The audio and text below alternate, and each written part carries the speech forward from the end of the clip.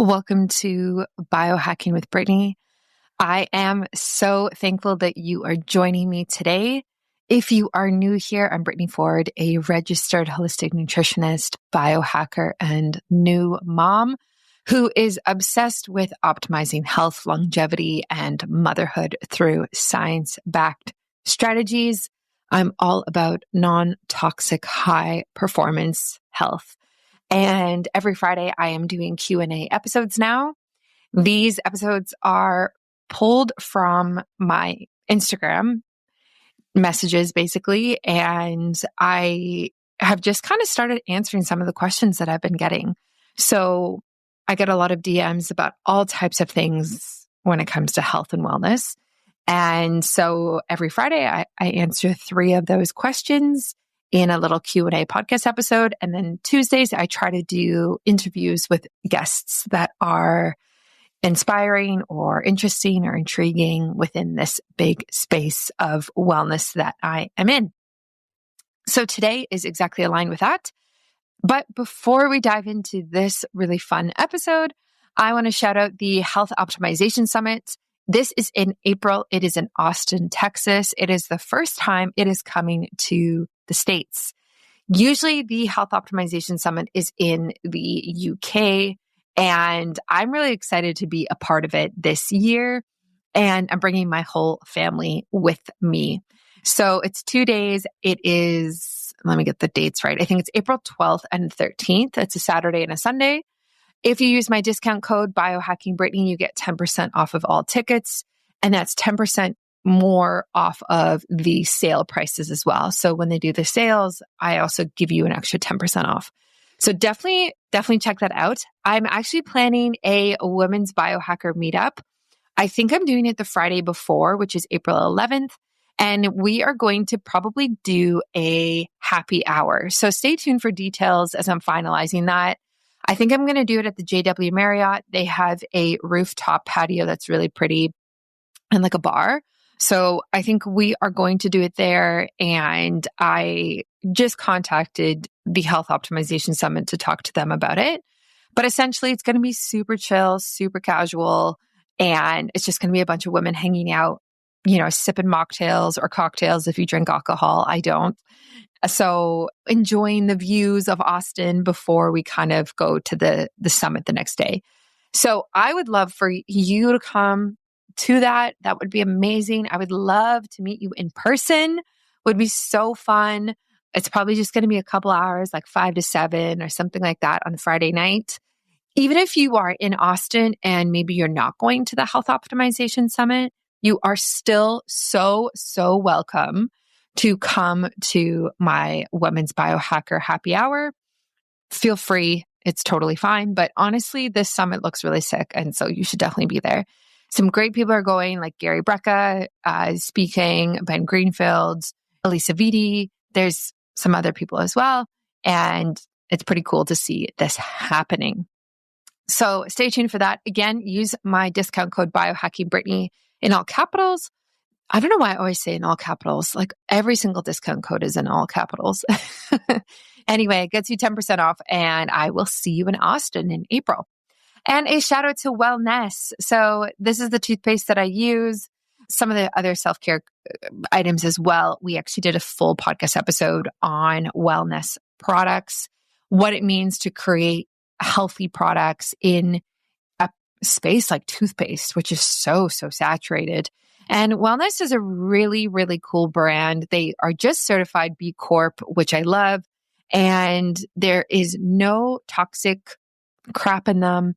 The active ingredient is hydroxyapatite versus fluoride. So there's no fluoride in any of them, and not sweetened with anything like garbage or anything like that.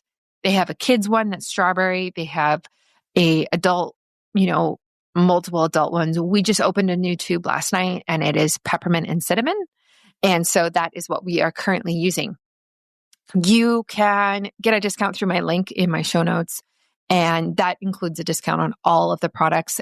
Wellness is Katie Wells, who's known as Wellness Mama, her brand, and it's spelled WELLNESSE at the end. And you can get You can save on all their products. I love all of their stuff.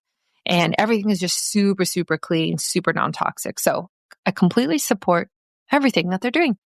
All right, let's jump into today's episode. I'm excited to kind of talk about a bunch of different things actually on this one. We are going to talk about, redefining balance as a working mom and honestly what the research says about maternal presence, child development, and even daycare. I'm going to be talking, the second question I'm going to be talking about is heart rate variability, HRV tracking, what it is, why does it matter, and how can it help women manage stress and high achieving women and moms and people in general manage stress, improve recovery, and optimize nervous system health.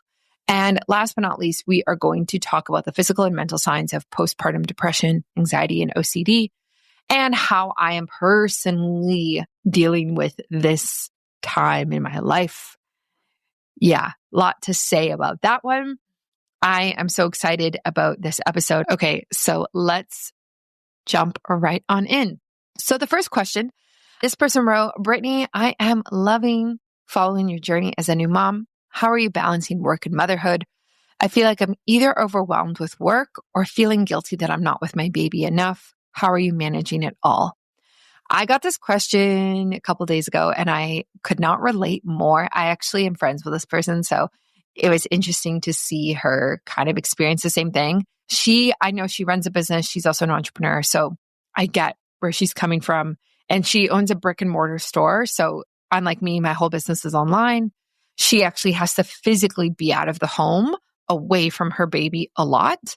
And so I can only imagine what she's feeling. I think her baby's 8.5 months. So I think we've been sold this unrealistic version of balance, and we are kind of expected to wake up before the baby, meditate, journal, get in a workout, have a thriving business or career while being fully present with our children, never feel exhausted, overwhelmed, guilty, or tired. That's kind of this idea that we're sold that it's possible and like you can do it, you can have the perfect balance. But in reality, the perfect balance is actually just a myth. A 2021 study published in the Journal of Family Psychology found that over 70% of working moms experience role strain, meaning they feel overwhelmed by competing demands from work and home.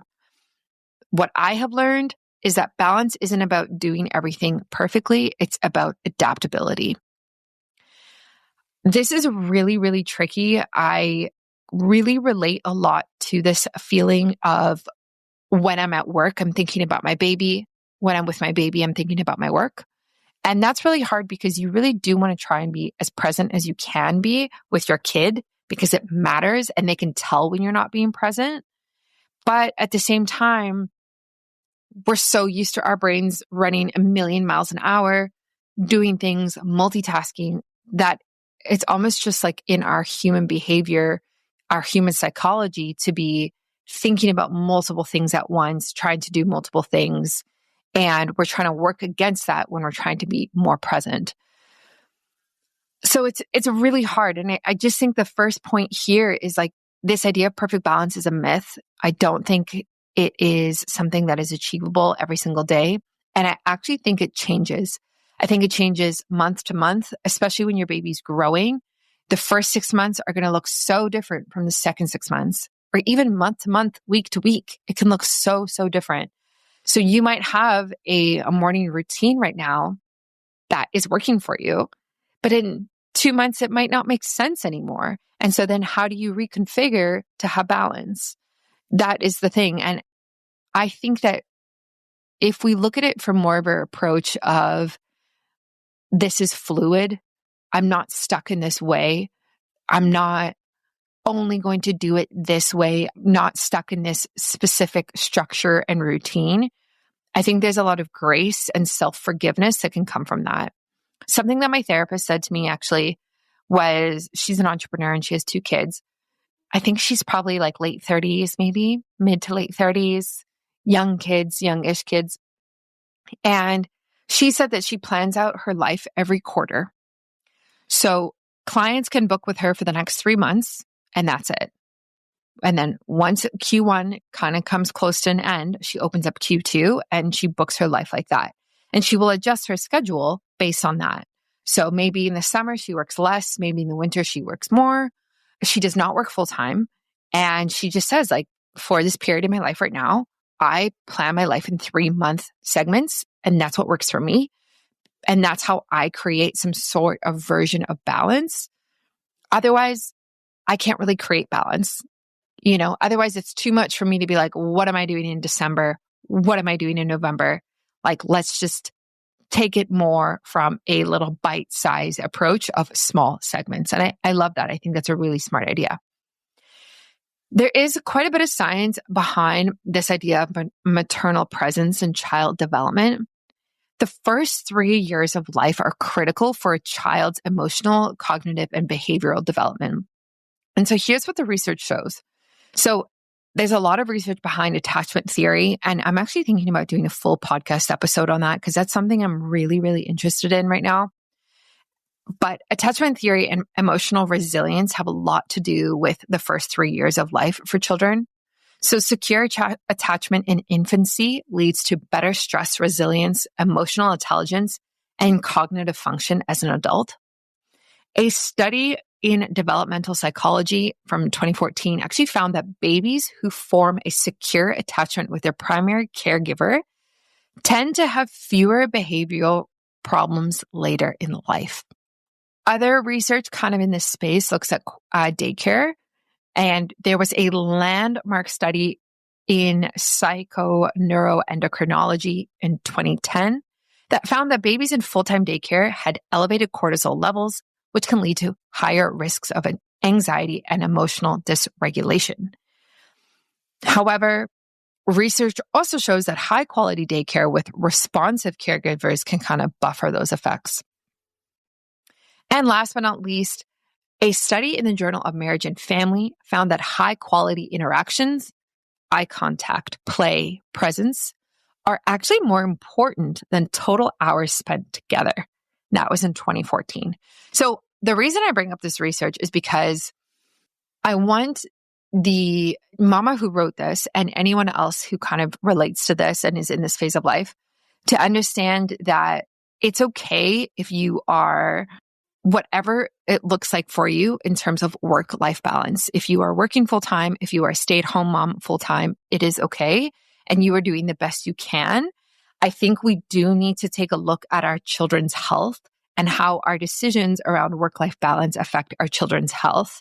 But at the same time, we also actually need to factor in mama's mental health and ability to navigate everything and handle the workload and the stress load. So while it's important to, be mindful of the cortisol levels of your baby, be mindful of their emotional intelligence, their cognitive development and function, their stress resilience, we also need to really, really think about mom in this situation. And so what I think you can kind of do during this, and what I do right now, again, this is what works for me, is I am working part-time. I do not plan to work full-time for the foreseeable future, likely until Callahan is older than 3. Now, I work completely remotely. I run my own business, so I have the flexibility and the freedom to do this. And I was very, very intentional about 5 years ago when I thought about how I wanted my business to look for this to happen. And so this was all part of my long-term plan, the kind of like world that I'm living in right now. Because I knew that I wanted to be able to be present for my kid, to be there, but I also knew I did not want to be a full-time stay-at-home mom. I have too much ambition and I love my business too much to do that in my life right now, but I still want to be present with my kid. And so how do you make this work? As a woman who has a career or a business, but you actually really, really care about your kid's health, not that nobody doesn't, but you actually want to optimize your family health. How do you balance all of this? So for me, what I do is I work when Callahan sleeps. So during nap times, he naps 3 times a day right now. Sometimes his naps are only half an hour and I try to get some work done. And I nap when I have some childcare. So I have Ryan help in the mornings. I will typically do some work then. I have my mom come, once a week type of idea. And hopefully she is moving close by very soon. And so she's actually going to be our nanny technically for a couple of hours a day, hopefully starting in the spring. And that is my approach and balance to this. Are you ready to supercharge your health and meet the leaders in wellness and biohacking? Join me at the Health Optimization Summit USA in 2025 in Austin, Texas. This event brings together the world's top health experts, scientists, and innovators to share the latest strategies for optimizing your mind, body, and longevity. Here's what you can expect. Cutting-edge talks on everything from functional medicine to biohacking breakthroughs, hands-on workshops to help you implement life-changing health strategies, a vibrant community of like-minded health enthusiasts all coming together to grow and thrive. It is on April 12th and 13th of this year, and it is in Austin, Texas for the first time. And because you're a listener of Biohacking with Brittany, I've got an exclusive deal just for you. You can use my discount code BiohackingBrittany for 10% off regular and VIP tickets. That's an additional 10% off if you buy right now at the early bird price. That's right. It's a sale on top of a sale. So grab your tickets now at hosummit.com/Brittany and take advantage of this limited time offer. Let's biohack our way to better health together. See you in Austin. If you end up going, which I hope you do, please send me a message on Instagram. There's a chance I'm going to put a little get together for all of us listeners over there. And I would love to meet you in person. And again, you can grab your tickets now at hosummit.com/Brittany, and it will give you 10% off of everything and an additional 10% off the current sale that is happening for their early bird sale right now. In no way do I want to be gone for 8 hours a day. In no way do I want to outsource motherhood completely, because it is too important to me right now. He's only 7 months old, to be there and support his health. But I also need to support my health, and working and having my own sense of identity and independence, and building a business gives me a lot of fulfillment in a different way. And so that is also important to me. So that's how I kind of do it. And then when Ryan's more around on the weekends, when he's not working, I also work. So I find these little pockets throughout the week to get things done. And to be honest, it's really messy. I don't want you to listen to this and be like, wow, Brittany really has it all figured out. She's able to get all this work done. Good for her, blah, blah, blah. That's not the case at all. It is very messy. Some days I can get in 4 hours of work. Some days I get in half an hour. A lot of the time I miss out on hanging out with my mom when she's here, because I have to take that opportunity to spend time in my business, because that's the only time that I have childcare that week. So it's messy. It's straight up messy. And that's why I don't think there's this idea of perfect balance. I think really and I don't have the words for it yet, but I think it is ever changing. It's fluid. It's messy, but we are all trying to do our best. And I'm trying to support Callahan's health and my mental health as well. So you can also prioritize engagement over hours. So what does that mean? When I am with Callahan, and to this mama who, you're in your office, I don't know how many hours you're in your office a day, but when you are with your kid, being fully present is huge, and not being half distracted by work. It's one thing to be thinking about a project, right? It's completely different to be sitting on your phone while you're hanging out with your kid, working on your phone on the project. So for me, I do not go on my phone when I'm with my kid at all. I really, really try not to, because he watches me watching my phone, and that's not fair to him.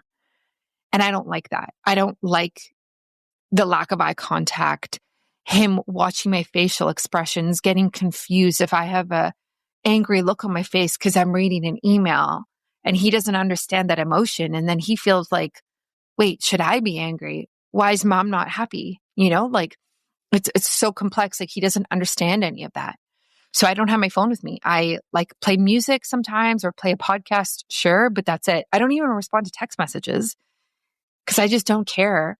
And I also just don't want to waste my time with my kid texting my friends. Like they can wait. Nothing is ever an emergency, really. And last but not least, like letting go of the guilt. Studies show that moms who practice self-compassion experience lower stress and greater life satisfaction. The key takeaway here is we don't have to do it all. We just have to do what matters. I really am going to dive more into this because I think I just brushed the surface, to be honest, of this question.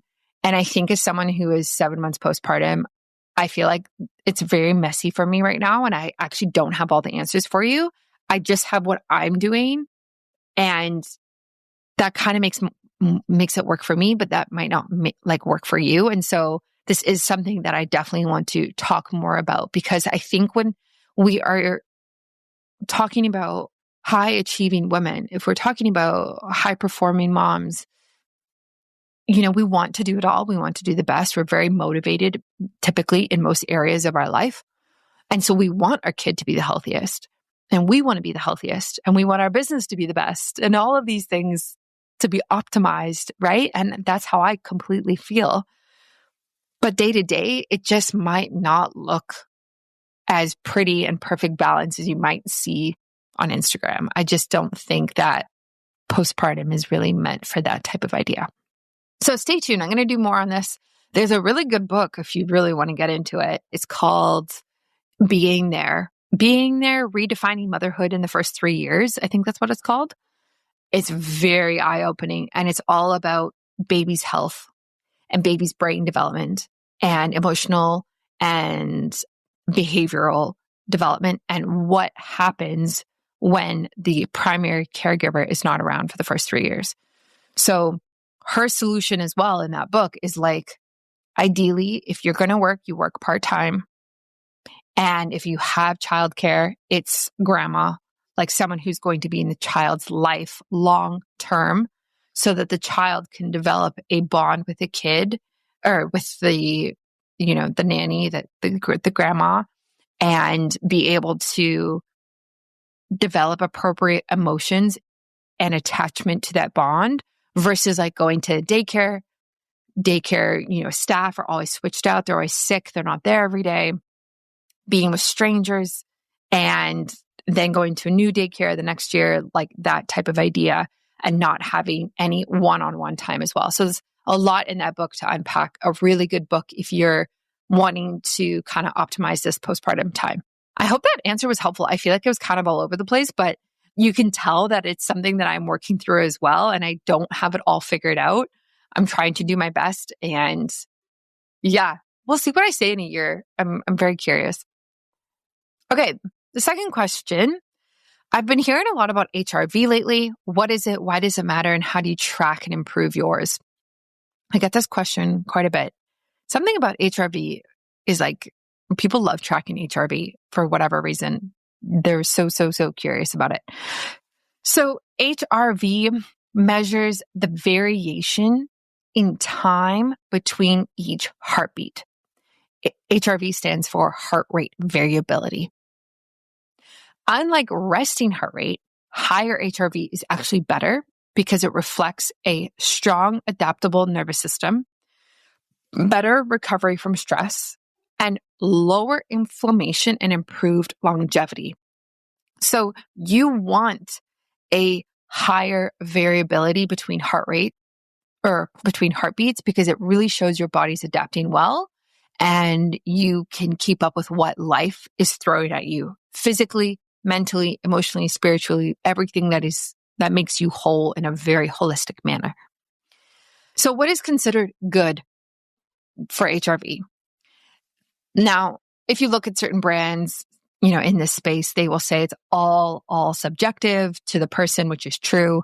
But generally speaking, we can kind of look at some numbers here. So 80 to 120 ms is typical for elite athletes and reflects high adaptability.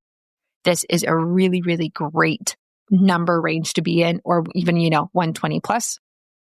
If we look at 50 to 100, that's like typical healthy adults.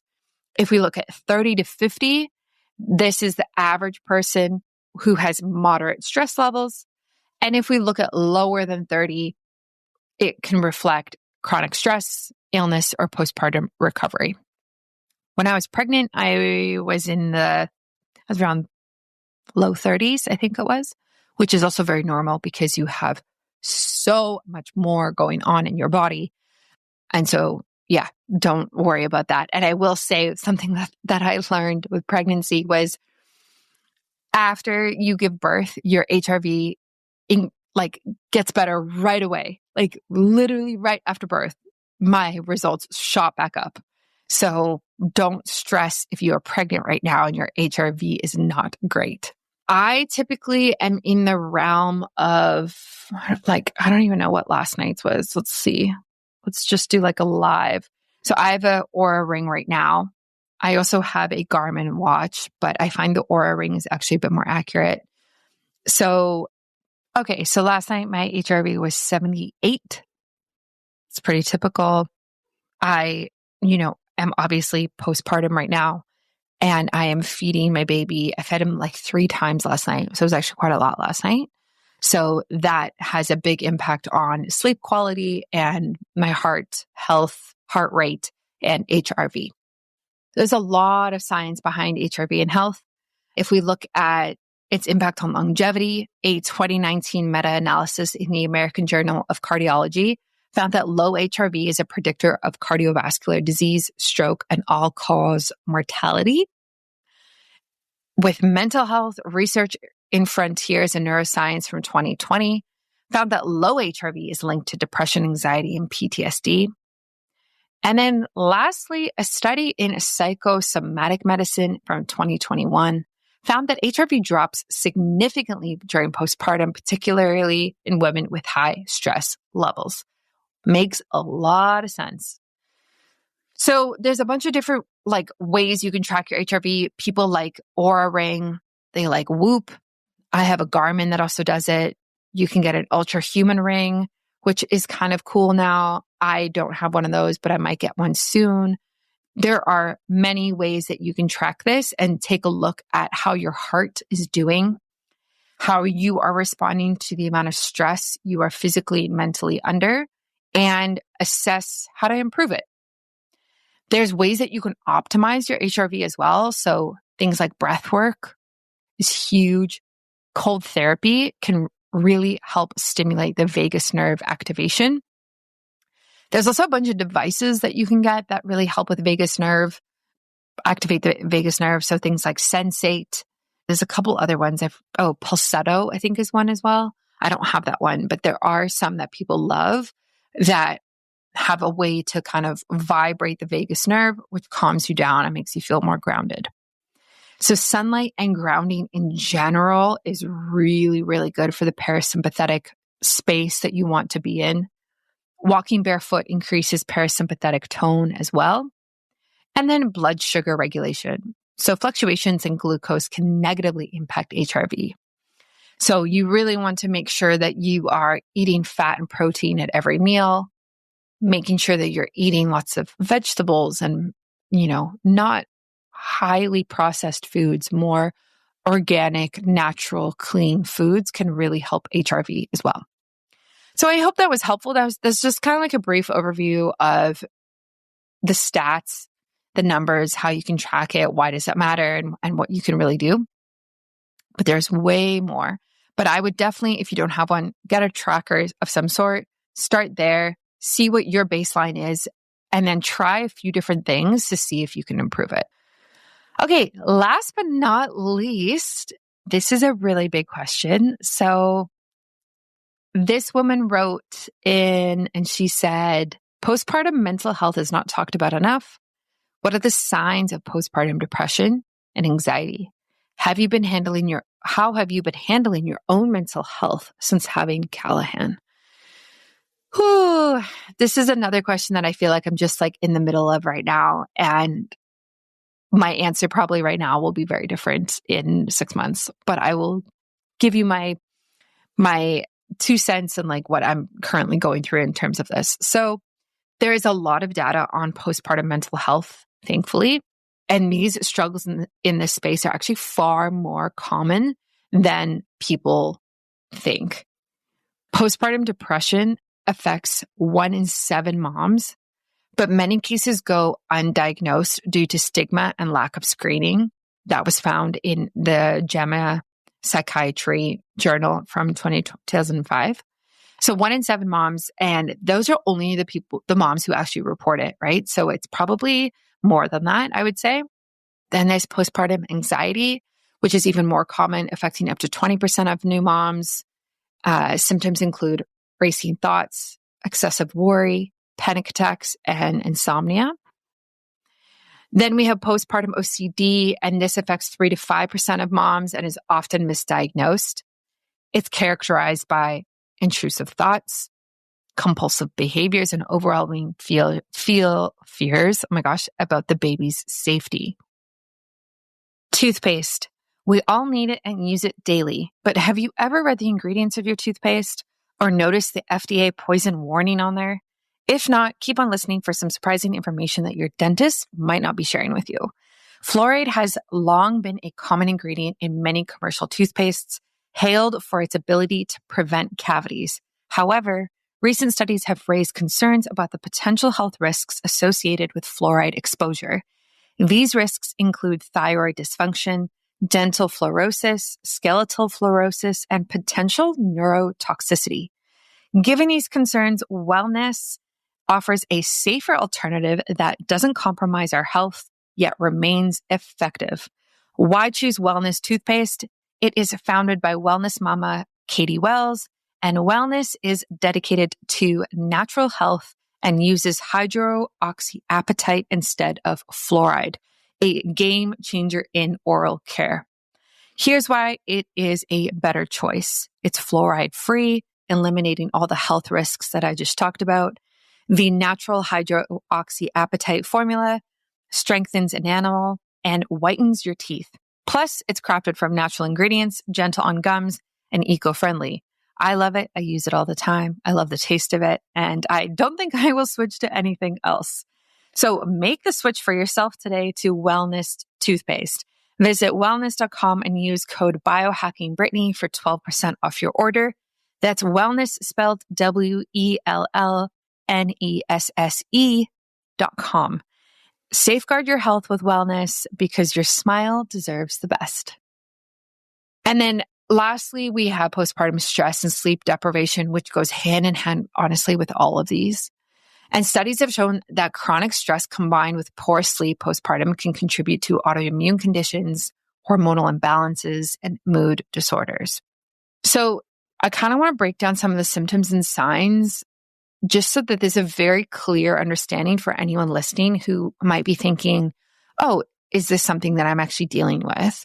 Oh, maybe this sounds very familiar. I can relate to this. So there's the mental and emotional symptoms first.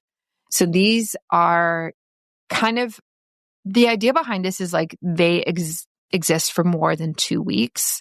So there's like the baby blues, which is like kind of more of a temporary lull that you might be in. But then when we talk about things like postpartum depression, it's much longer. And typically it's more than 2 weeks. You might feel some of these thoughts. So mental and emotional symptoms: feeling persistently sad, numb, or detached; irritability, rage, or extreme mood swings; constant intrusive thoughts about harm coming to the baby; panic attacks, excessive worry, or feelings of impending doom; feeling disconnected from baby or struggling to bond; avoiding social interactions or feeling like an imposter as a mom. Then we have the physical symptoms. So these can look like, it's obviously not limited to these, but it can look like chronic fatigue that isn't just from sleep deprivation; appetite changes, like either overeating or barely eating at all; unexplained headaches, muscle pain, or digestive issues; heart palpitations, dizziness, or feeling physically tense; and insomnia, even when the baby is sleeping. So there's a lot there. I think, you can feel all of that. I think you can feel one or two of those things or experience one or two of those things and still relate to this idea of, postpartum depression, anxiety, or OCD. So for me personally, I don't want to say that, how do I word this? I don't want to say that I have or had postpartum depression. I have never been diagnosed with anything, but I will, in complete transparency, say that the last arguably 6 weeks have been really difficult for me mentally. I think it has a lot to do with the winter blues, is kind of what I'm calling it. I think in general, January was really, really tough. And I didn't really understand how tough it was until this past week, looking back. And it was tough for multiple reasons. My grandfather passed away. My mom was supposed to come and help with childcare on the weekends, and she only came for 1 out of 5 weekends that we had planned. So I got a lot less relief and support. And that was really hard on my business, but also really, more importantly, it was really hard on my mental health. And I got to a point where, and I'm still recovering from this and still going through this, so it's very raw for me to talk about. I'm going to try not to cry, but I got to a point where every day felt like a marathon, and still kind of happens. It's a bit better now, but because when you're a mom, your job is 24/7. Even if you have a partner, even if you might have some childcare support, or even if you are stay-at-home mom and you don't have a business or a job or this extra pressure on you, it's exhausting.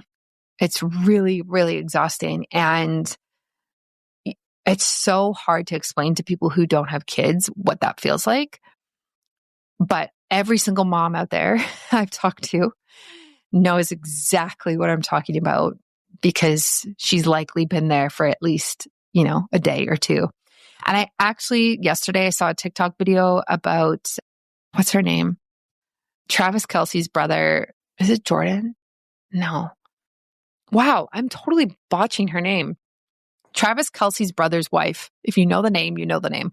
Who plays on, her husband used to play football, and Travis Kelce plays for the Chiefs, obviously dating Taylor Swift. Anyway, she has a podcast, and she said, she was talking about postpartum depression, and she said that birth is a drop in the bucket compared to what you go through during postpartum. And and I think she has 3 kids. The fact that she said that, I was like, you are so right. When I was pregnant, I was so focused on birth. I was so concerned. I was so worried. I was planning everything, making it as healthy as possible. And I think that's so necessary, because birth is messed up in our society now. And there's so much that goes wrong, and there's a lack of support. And we're very much removed from the natural birthing process now, unfortunately. But the lack of focus on postpartum is real. Is very, very real. And I don't know what I could have done better to be able to prepare for it. Yeah. There's a very good book actually called Postpartum Depletion. I'll link in the show notes, that talks about this. I think I actually need to reread it now that I'm in this new phase, because I read it very early postpartum and now I feel different. So I'm actually going to reread it. And it talks all about your body just being so depleted during postpartum, which can really cause these mental health struggles. And so, yeah, when February kind of came along, I just kind of realized how sad I'd been feeling and how every day felt like a marathon. And we didn't really do much in January. To be honest, we didn't leave my small town. My small town has 20,000 people in it. And it was the middle of winter, super dark, sunny during the day, but early nights, and lots of snow and very cold. And we just moved here in April, so I haven't even been here for a year. And so all of my best friends in real life don't live here. They live in other places. Most of them are on the West Coast in Vancouver area. And we moved for multiple reasons. And I do think it was the best thing that we did. but we lost our community when we moved. And even though now I have this new community of moms, it's great, but it's not the same. Like, these women don't know me before I was a mom. And some of them, but to be really honest, like, some of them, the only thing we have in common is the fact that we are a mom. We're both moms. So there's like way less in common in terms of like health and wellness or career or ambition or being a high performing woman. Like, that doesn't really exist in these new friendships that I have. And that has been really difficult. It's something that I'm working through, and it's gotten better. And it's something that I recognize now looking back that I struggled with. And I want to say something that I think I am still coming to terms with and haven't really heard a lot of people talk about, is that you might feel sad during this time, or angry or overwhelmed or lost, but it might not actually look like that on the outside. So for me, when I thought previously, let's say like before January, when I thought about postpartum depression, I would imagine like struggling getting out of bed, being sad, not exercising, not doing anything, not taking my kid out of the house, not working in my business, those type of things. But in reality, I think you can have postpartum depression and be high performing in some regard, like probably not high performing at 100% as what you would normally be, but you could be high performing as in like you're running your business, you're working out 4 times a week, you are taking your kid to every activity possible, but deep down you're actually sad. Because that's kind of how I felt, to be honest. And I guess I never really thought that, hey, I actually might be depressed, because I just felt like how could I be if I was doing so much? And I was doing so much every day, and for my kid and for myself and for my business. How could I be depressed? You know what I mean? And also, like, my business is very successful right now. It's arguably the most successful it's ever been. And my kid is so healthy. So like, how could you be depressed? How could you be sad when you have everything that you've ever wanted? That's really hard. That's like, I don't know the answer to that. I just got goosebumps about myself. How does that make sense? So all this to say is, this is something that I'm still coming to terms with. I'm not an expert in. I'm just telling you what I know. And I don't really know where I go from here. I think that I don't know if I had postpartum depression, but I do know that I've just kind of come out of a phase of feeling sad, more sad than normal, lonely because I don't have any of my friends around me, and sick of winter. And it's almost like those factors laying on top of each other have kind of caused this overall feeling of sadness and the lack of childcare because my mom wasn't around.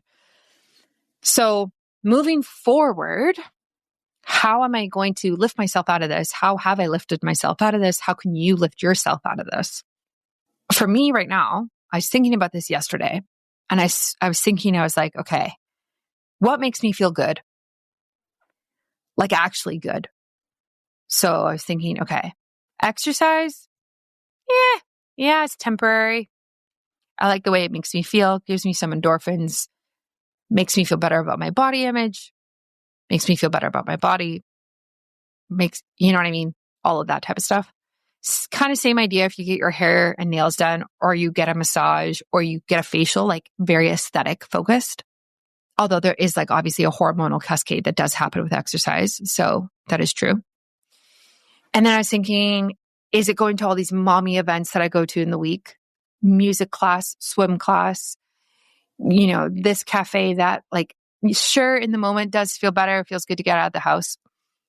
And then I was thinking about working in my business. And yes, it gives me purpose and fulfillment. And I make my own money, and it's great because I can just spend it on what I want to spend it on. And there's that sense of independence as a woman, which I think is so important.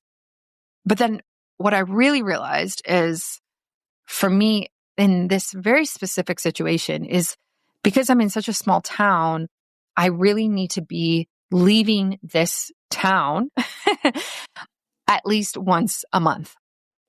And that is actually what makes me feel better. And I think that is because when you live in a small town and you kind of know every single mom who comes out to everything, and there's 10 of us who all have kids around the same age, you can kind of get in this bubble and get stuck and get into this sense of like overthinking everything because you're in such a small, tiny town bubble. But when you leave, suddenly you're like, whoa, look at all these people, look at all these new places and things and experiences and restaurants and shopping. And like, it's just so stimulating in a good way that it takes you out of that like overthinking loop that you might be in. So I just went to Montreal for, I don't know, what was it, 5 days, 6 days? And that was amazing. I ate so much food. We stayed in nice hotels. We went to spas. I worked out every single day. Like I was with my brother and his girlfriend, and it was so good for my mental health to get out of town and be in a city like Montreal with thousands, and I don't know what the population is, maybe millions of people, sure. And that made me feel way better than just like exercising for an hour. Now, mind you, both are important, but I'm just saying. So for me right now, and this might be applicable to you, especially this mom that wrote this, is like, are you in a small town? Are you in a bubble that you need to get out of so that you can stop overthinking and you can stop going in these circles and you can kind of step out and get a breath of fresh air? For me now, I am, until the summer, I will be doing like trips out of town once a month. So in March, I'm going to Toronto, visiting my brother, like so casual, right? But again, Toronto's a big city. It's stimulating. I get to do different things, have different food, go to a workout class, like just change up the routine so that it doesn't feel like I'm in this mundane day in and day out grind, hamster wheel grind of raising a baby. Going away for the weekend really puts like a marker on the calendar of time, because postpartum can also kind of feel like every day is the same and you get lost in it. You lose yourself in that, day in and day out, what day is it type of vibe. So if you get out of town, you go and do something, that really puts a marker on the calendar and gives you a time and place and sense of what is going on in the bigger world around you. So March, we're going to Toronto. April, we are going to Austin for the conference. Then we're going to Nicaragua for 2 weeks afterwards. I just booked that this morning, which I'm so excited about. May, we're going to Nova Scotia for a wedding, and then it's the summer, and I'll see how I feel about the summer. And so next winter, knowing what I've just been through, I will not allow myself to go through a month without leaving again, because the mundane day in and day out of motherhood is tiring, exhausting, can be very stressful, and obviously can lead to these mental health issues that we're talking about. So that is what my number one recommendation is for you listening to this is, if you're having any of these feelings, if you can relate to this all, please just take a look at your calendar and see what you can do.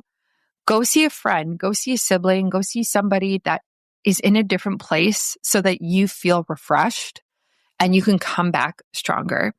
Doesn't have to be expensive. Don't have to stay at a nice hotel. Don't have to travel to Nicaragua. I'm going to Toronto. I'm staying with my brother. That's it. But it's this idea of, for my mental health, I need to switch it up. There's other things you can do as well that I'm doing as well that I also noticed is taking my prenatals. I've been really bad in the last month of taking my supplements every single day. And so I think that's contributed to it as well, because the B vitamins in my prenatal, I have the prenatal from Needed, is really great for helping to regulate stress hormones and neurotransmitter functioning. I also take probiotics. I have the one by Bioptimizers, and this is really important because the gut-brain connection plays a role in postpartum mood regulation as well. Taking magnesium, I need to order more magnesium. And omega-3s are really great for the brain and help reduce inflammation and improve serotonin levels as well. So obviously there's the physical aspect that I'm talking about, but we really do want to prioritize nutritional support for brain health to help with postpartum mental health. A couple other things as well is like, I want to give you permission to watch TV. I don't want you to feel guilty. I know you listening to this are like a high performing mama, probably, because that's what I am. And that's the audience that I attract. It is okay to watch reality TV. Studies show that moms need time for mental offloading, okay, to prevent burnout and anxiety. So you can, watch lighthearted shows, go for a walk by yourself, listen to music, listen to a podcast, listen to this podcast, watch TV, do what you need to do. I will tell you what I'm watching right now. The Trader's favorite reality TV show, Deal or No Deal Island, also a reality TV show. And the new season of The White Lotus has started. I haven't watched it yet, but I will be watching that because I love that show. I don't watch a lot of TV because I don't have time and I go to bed early. And so when I do watch TV, it does feel really nice. So definitely give yourself permission to mentally offload in that way, to take a break out of your life and just kind of refresh and not be constantly thinking about the dishes and when does this diaper need to be changed and the food and this and that. And that can be really helpful as well. You also really strengthening your social support system can be great. So research has confirmed that social connection is one of the best protective factors against postpartum depression. I prioritize conversations with other moms, family time, and also therapy as well to help stay connected. So I think that is, therapy, whether cognitive behavioral therapy or support groups, is proven to be highly effective for postpartum mental health. And that was in a study from 2021 in the Psychological Review Journal. So there's a lot there. I hope that helps. And I hope it's just relatable. I just want people to know that you're not the only one going through this if you're feeling any of this.